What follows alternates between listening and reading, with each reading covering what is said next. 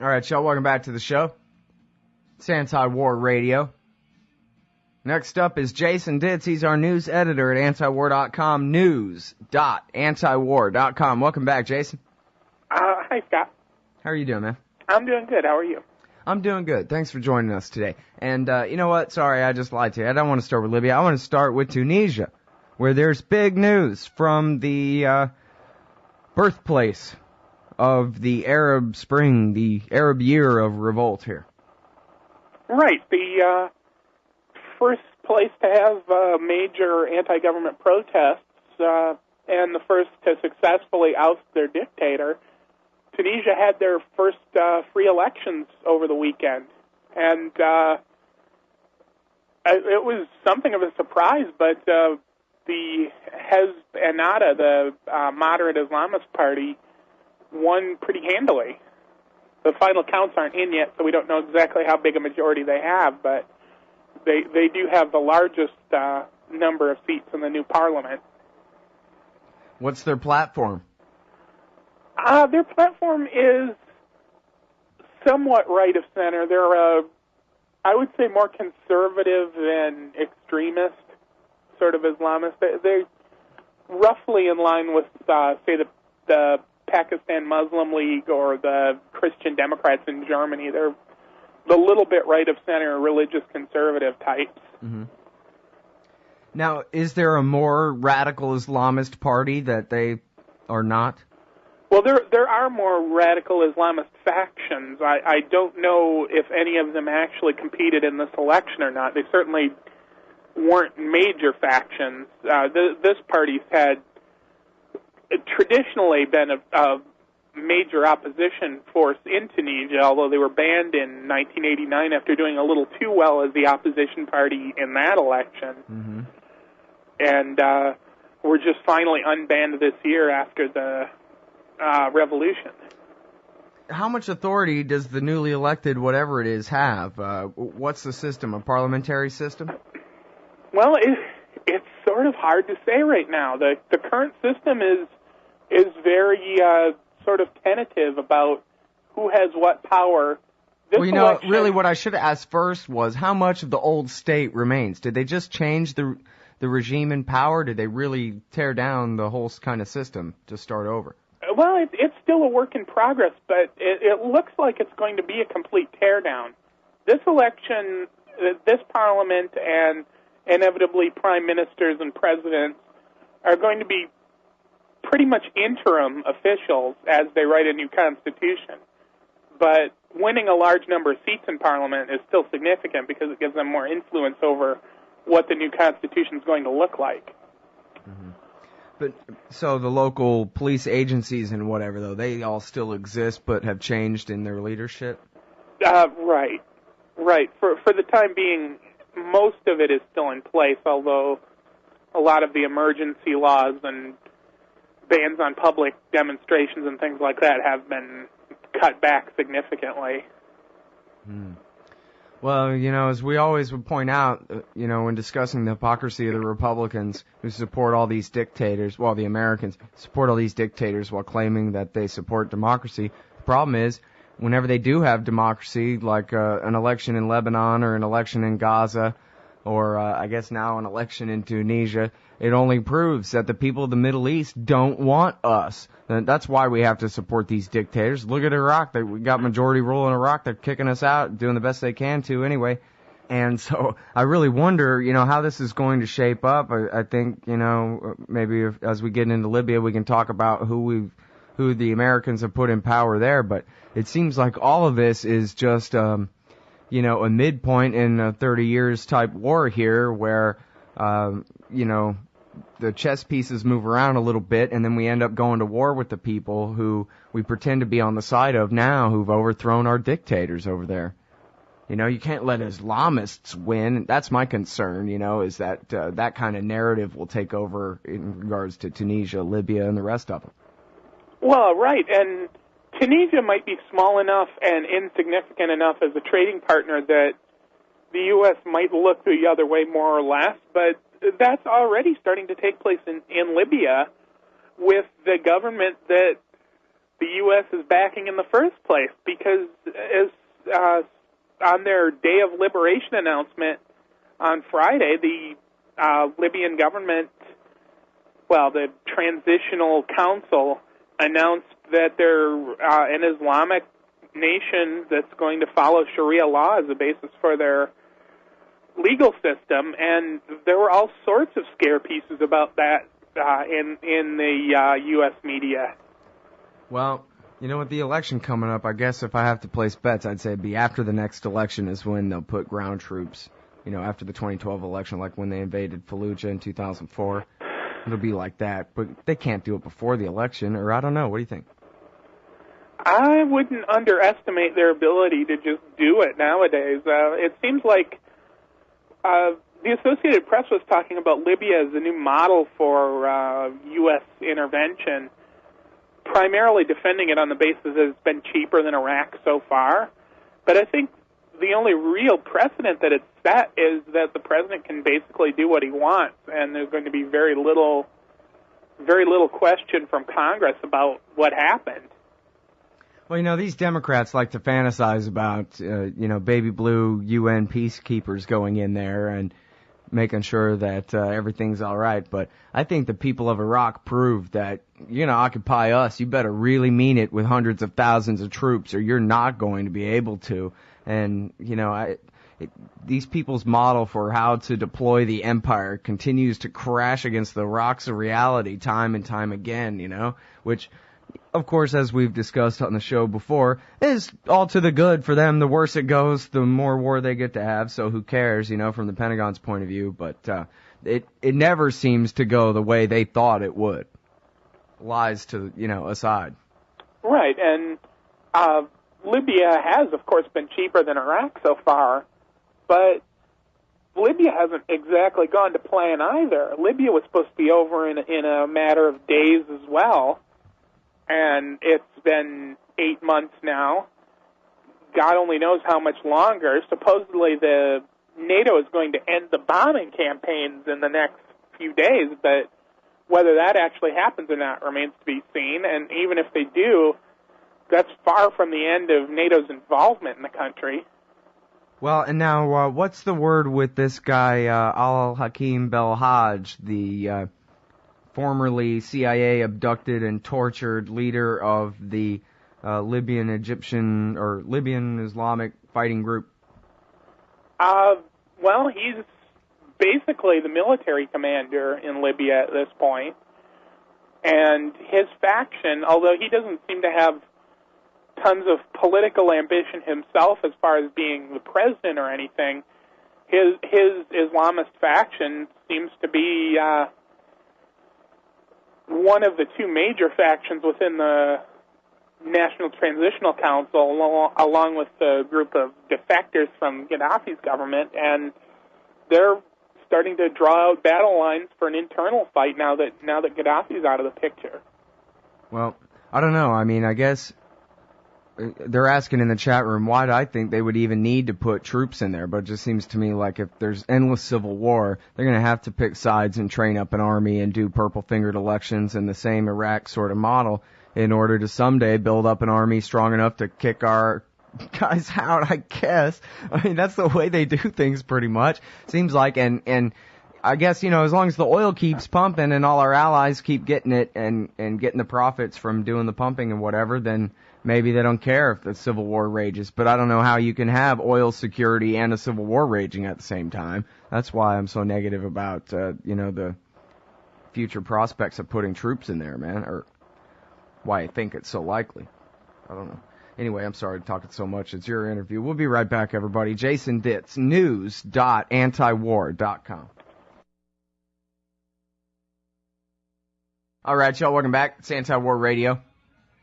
I'm Scott Horton. I'm talking with Jason Ditz, news editor at antiwar.com, news.antiwar.com. And I don't know if there was really a question in there, Jason, but I was wondering what you think about my calculation that you can't steal the oil without stability, and you can't have stability in the eyes of the Pentagon unless you conquer the place.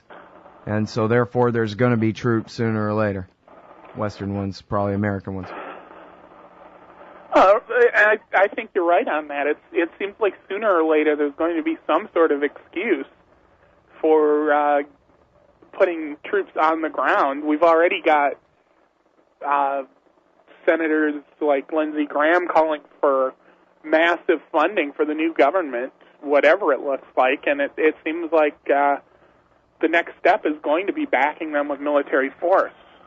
Yeah, isn't that funny the way Graham says, yeah, we ought to spend a lot of money there. At the same time, he says, we're going to make a lot of money back off of this. Boy, he's planning on stealing a lot of oil, I guess. I didn't even know he owned an oil company, that Lindsey Graham. Really, I don't know. I think it's part of the, like Justin says, Just Ramondo says in his recent article that evil makes you stupid, where they just don't even know what's supposed to stay in the dark, smoky room in the back in the conspiracy and what they're supposed to say right into a TV camera. Yeah, we're killing these people so we can steal their property. Lots of it. But, right. It was incredible. He was literally talking about all the money that was going to be made on by American companies and oil projects and other presumably arms companies making money selling new weapons after all the old weapons were looted and ferreted out of the country to various arms bazaars. Yeah, we tried to sell him a bunch of C-130s and armored personnel carriers, and he just wouldn't spend the money we wanted him to spend, that Gaddafi. Lindsey Graham was one of the ones over there trying to make that deal. Just incredible. All right, well, so which war? I guess let's talk about Somalia, because there's been major developments with the Kenyan invasion of Somalia. Do I have it right that the State Department claimed that, gee, this took us by surprise. We don't know the first thing about it?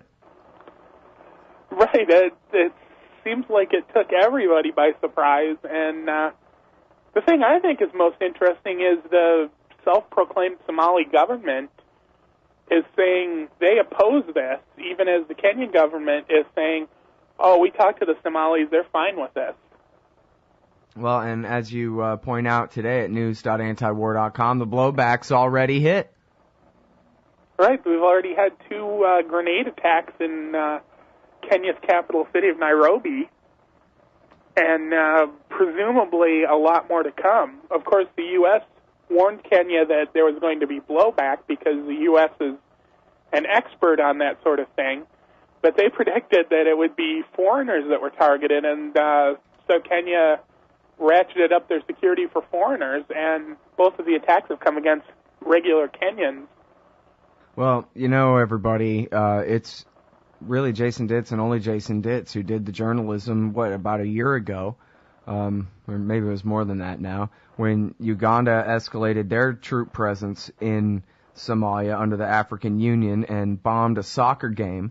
That led directly to the blowback of the bombing at the watch party, I guess, for the World Cup in Uganda just a couple of weeks later. There was nowhere else in the world you could have read that truth except at news.antiwar.com. And it's the same kind of thing here. It's, it's like your Michael Scheuer, Robert Pape controlled laboratory experiment. Are these guys' thesis correct? Is these guys' thesis correct that actions have consequences? Let's test it out. Let's see what happens when countries invade Somalia. Yep, they start getting blown up. Right, and it seems like blind study. Kenya could have taken Uganda's example there and realized that was going to happen, but I guess they decided to test it out for themselves anyhow. Yeah. Well, this just in, the McRib is back for a limited time. That's the news right now, seriously, on MSNBC. It's not a commercial during the commercial break. It's the news on MSNBC as we're talking about this. Now, here's the thing. Speaking of news, it was a big deal that there was a famine in Somalia a couple of weeks ago for maybe 1, possibly 2 news cycles in a row. But whatever happened to that? Was the message getting across that somehow this was Uncle Sam's fault? Surely not. I think the thing which really seemed to be the most embarrassing part of it was that every time the UN or some other international group would send food aid into Mogadishu, they would have it all laid out in the refugee camp ready to be distributed, and then troops for the self-proclaimed Somali government would show up and loot it all. So they just decided it's better to change the subject. Right, because of course those are the good guys. those troops, and the fact that they keep showing up and stealing food from starving people doesn't play well with that narrative. Yeah. Well, and it is hundreds of thousands of people. It's, as far as I know anyway, the worst famine going on the planet Earth right now. Well, and it's not too hard to imagine why, of course. We've got African Union troops attacking around the capital. Ethiopia's invaded a few years ago and devastated most of the north and central part of Somalia. Now we've got Kenyan troops invading the south. I mean, the country is not prepared to handle a bad weather condition, a bad growing season. There's very little savings among those people as far as being able to import food or anything like that. Yep. Well, and with this Kenyan intervention, and maybe it's not ironclad, but it seems reasonable to assume that the Ethiopian intervention sponsored by the United States, the Ugandan intervention sponsored by the United States, since so far all they've done is empower this group, Al-Shabaab, from being the least part of the Islamic Courts Union to being this, pretty destructive fighting force, able to defeat the Ethiopians and drive them out of the country, after all. That was how much reaction they got just out of that first invasion. And I think it was one of your pieces at news.antiwar.com, Jason, where you talked about the possibility that this will only strengthen Al-Shabaab more. Now, I suppose maybe the Kenyans are especially, well-equipped fighters and could just completely wipe them out or something, but it seems much more likely, doesn't it, that they'll just melt away to fight another day, and that ultimately they will just gain from this because they'll have just more recruitment shtick for the young and angry and armed to join their group. Right, and once again we've got Al-Shabaab's leadership going around southern Somalia saying this is a Christian invasion because Kenya is a majority Christian nation. So it fits well into their narrative of this being some sort of religious crusade against Somalia. And the fact that French warships and U.S. drones are helping the Kenyans only adds to that. So I think this will definitely, in the long run, be a big recruiting tool for them. Yeah. Well, and even for the war on terror supporters who blame Islam for all this, just look at the situation in Somalia, where the vast majority of Muslims there are Sufis, who are like, the Unitarians of Muslims, and are, not like the Salafi, Takfiri, whatever secret caliphate thing you've been made to fear at all. And yet the Al-Shabaab, I don't know how mystical they are. I think they're probably, at least they're much more vulnerable to the kind of radical Islam, supposedly, as they call it, that Osama bin Laden liked to talk about back when he wasn't dead. Right, and once again, I think a lot of it is just for rhetoric's sake. I don't know how religious Al-Shabaab's leadership actually is in real life, but... Well, they were acting like the Saudis and cutting people's hands off for stealing and things like that, Right, and when you're resisting foreign invaders that are another religion, it plays pretty well in the streets. To be the religious opposition to the foreign invasion. Yeah, it just goes right back to the heart of the whole thing from back before September 11th. There's always going to be a crazy guy ranting on the street corner about some crazy thing that needs to be done. But how do you get a regular person whose primary interest in life is getting by and providing for their family to follow a lunatic ranting on a street corner? Well, try some drone attacks and some regime changes and sponsoring different religious majority countries invading their nation time after time, and see where that gets you, Somalia had one of the fastest growing economies in Africa before this transitional government set itself up. Yeah, and now they're starving to death, literally starving to death. It's a shame. Listen, thanks for all your coverage of that subject and everything else that you do there at news.antiwar.com, Jason. I really appreciate it. Sure, thanks for having me.